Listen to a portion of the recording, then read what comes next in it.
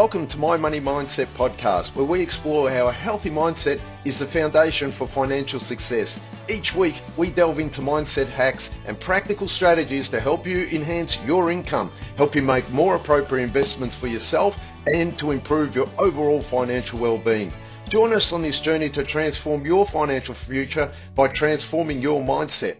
Please note that the information provided on this podcast is for general information purposes only and does not constitute as personal, financial or health advice. It has been prepared without considering your individual objectives, financial situation or life needs. Before making any financial or health decisions, you should consult with a qualified professional or financial advisor to ensure the information aligns with your specific circumstances.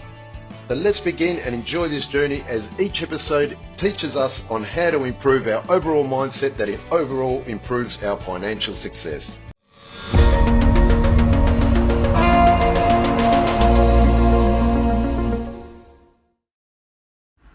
Hey everyone, and welcome to a new episode where we look into some of my clients' past scenarios that I think you'd all benefit by sharing. Now, obviously, I'll change the names and circumstances, but they actually happen. So, great little learning tips. And today's episode is on a client of mine by the name of Wendy, where she was actively working very hard to do everything she possibly could in order to save some money for an investment property and jump onto the investment property world and become an investor, and then build her property net wealth through obviously diversifying between residential properties and commercial properties.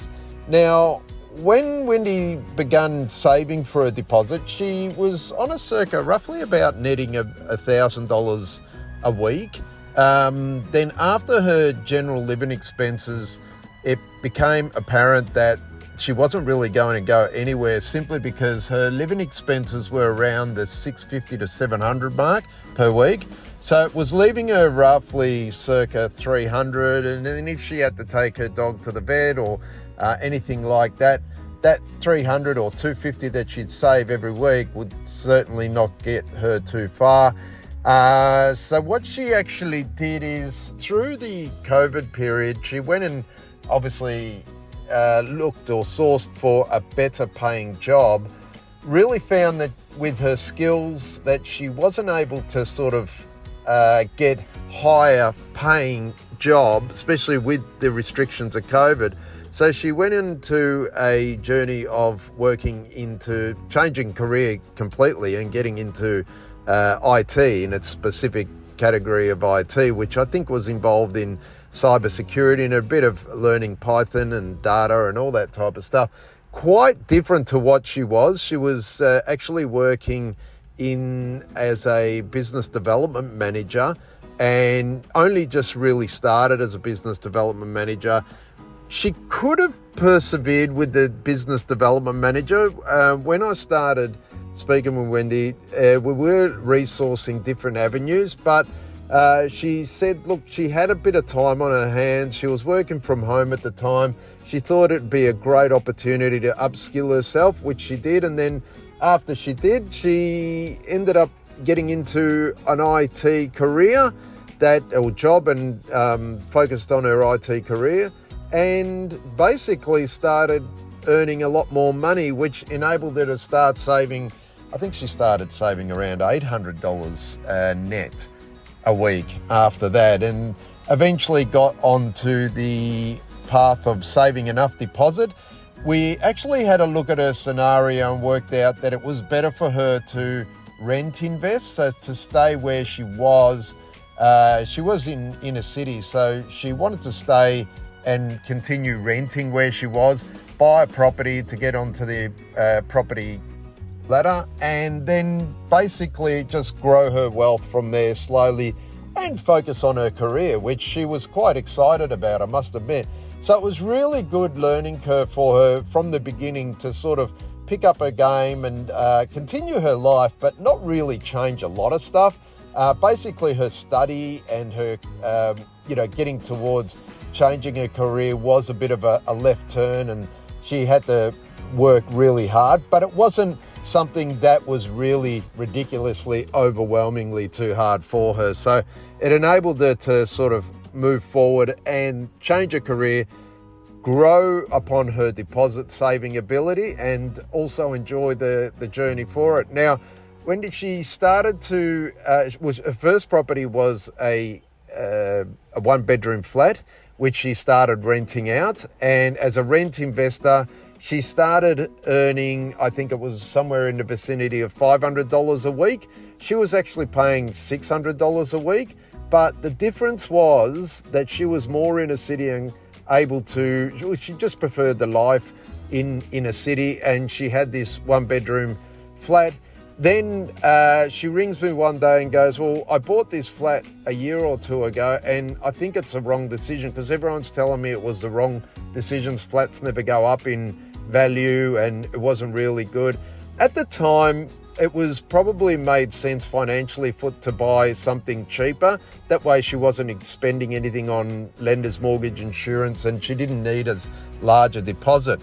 But what it enabled her to do was actually take advantage of the negative gearing with investment properties and all the other cost add-backs that she was able to do, because her income was increasing accordingly with her career and her changing career, and she was escalating her income quite rapidly.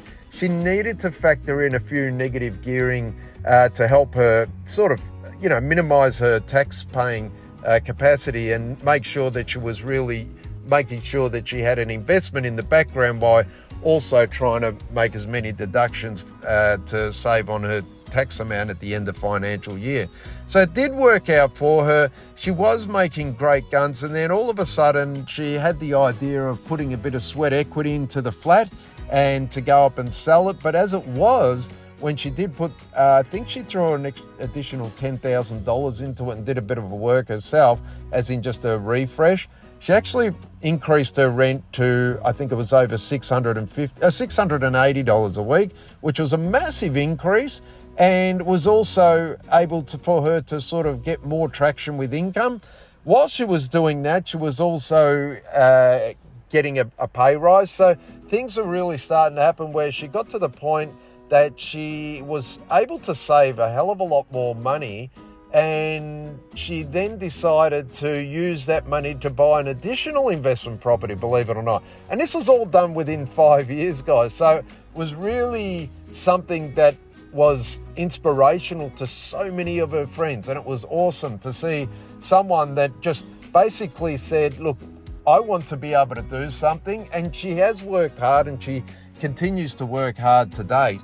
But what it showed and what it demonstrated, that in any position, and no matter what or how difficult, even if you're on your own, you don't really need anyone apart from your own energy levels to put forth and drive yourself closer to success and continue that success.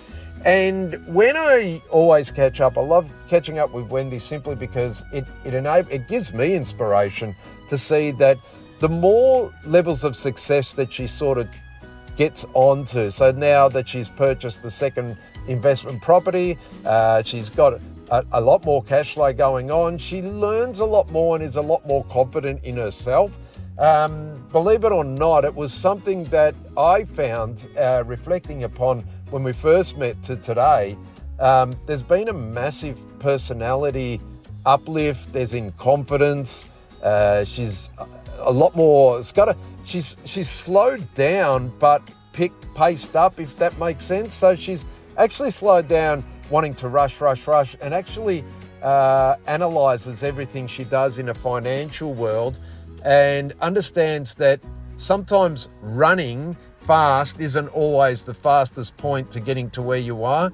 And that, I think, really came about to her simply because she picked herself up from, rather than staying on the career that she knew or she felt safe in, she jumped out of that safety, what you could call it, safety barrier in your mind, and leaped towards something that she believed she could make a real good go of it. So that letting go of feeling scared to jump to the next level simply because, are you good enough, or are you able to get to there quicker? You know, is it a bit like falling behind if you do start a career somewhere else and sort of start at, back to square one? Sometimes it is, sometimes it's not. I think in that moment, everyone should sort of take a leaf out of anyone's book who's done this and understand that, yes, there's always going to be a lot of hard work initially, but in anything for life, as in life changes, I think always escalating. I've always found that to escalate further up in life, as in to grow, whether it's career or finance, but even in personality traits or wisdom or experience to then pass on to others, there's always got to be a massive shift or a shift in an opposite direction or enhance the direction that you're going. And that could mean, going back to school or enhancing career skills and stuff like that. And Wendy really did a great job of that because she always focused on the end game. And it wasn't so much as in focus on the next chapter. It was more about the end game. And what she actually did say, and I remember this in the beginning when we did meet, that the end game was a way of life. And that way of life for her was loving what she did, but also being able to provide rental properties to people that were in her position back many years ago when she had to first start renting and leave home and stuff like that. So she did have a pretty rough upbringing, I must admit, as in there wasn't a lot for her as growing up as a young person, and she did have to start her career very, very early days, like 15, 16 type of thing, and has gone through the school of hard knocks, but is definitely a successful entrepreneur mindset or, property investor, career orientated. She does think that one day she would probably get another investment property. And if she wasn't going to get an investment property, she'd be looking at maybe doing something on the side or a complete career change in regards to opening up her own sort of little business on the side in IT. She sees the value in that. She sees that she could potentially make more money than what she's doing in her career. But then she also did approach management where she's currently working and sort of said to them, hey, I'm really looking to grow my income and upskill because I love my job, but I really think that I need to upskill now because I'm getting to a point where I'm plateauing in personality or skill in my career and I need some growth. So she took the path on, rather than getting another investment property, she took the path in developing greater skills within while she was working towards going to that next level in her career. So it wasn't meaning that she was always focusing on investment properties and getting as many properties as possible. She actually felt as though 2 properties was great for now, and they were building enough equity in the background while she focused on herself more. So she took the idea of investing in herself rather than property. And she felt at the time, and to this day, until anything changes, that herself is a better investment for now than additional third property. But when she reflected, having those 2 properties as support and something in the background of your mind to know that you've got something growing, as in they're gaining her capital wealth, that's also an inspiration to her because it enables her to sort of have that element of confidence in her everyday life. And believe it or not, she is very confident, she's very driven, but a very generous person. I think that generosity is from her heart, from growing up, understanding that life is very tough, but sometimes we all have to sort of do what we've got to do in order to get where we want to get to in life. And her goals, I suppose, after making an additional career enhancement was to sort of somewhat be able to give back into the community. She does a lot of donations, which makes her feel good if she feels as though she hasn't done enough for her community. And that's sort of like a bit of a balancing. So she feels as though she's been focusing more about herself over the last week or month or something. She often does a little bit of community work, as in donations and stuff, and on the weekend. That makes her feel as though she's contributing back, rather than, she always says, look, the downside of IT in what she's doing at the moment, it's not really social. So having that ability to be able to contribute back to society in other forms to people that really do need certain things in life, it enables her to do that on the weekend, but then also focus on her career, which isn't so socially orientated. And she is a socially orientated person, but the donation side helps her balance her personality. So I really hope that this story, it really is a success story. It's one of many that so many inspiring clients that help support me and really give me a true contentment or happiness to be able to contribute somewhat. They always say, oh, look, if it wasn't for myself, but I always say it's up to you, as in the client or potential client.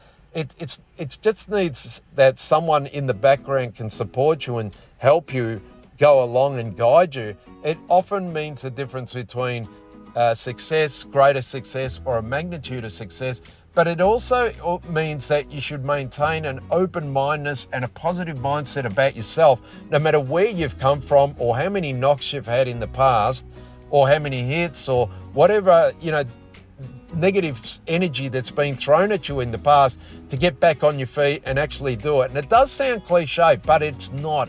It's life. Where we get out of bed, what are we going to do today that's going to make a difference to our life, and it's going to make a difference to everyone else's life as we contribute to ourselves, but also to others around us. So I really hope that this was a good episode, an inspiring one of much, because there's so many people out there that are actually doing it and you never hear about them. They're not on the news, they're not in social media, they're not anywhere plastered as in marketing, but they're successful people that have done it really hard, and they're still doing it hard, but they make it look like light work. They make it look as though it's just a song and dance for the rest of their life, and they are able to share it back to those around them. And that means people looking to start a new business, new career.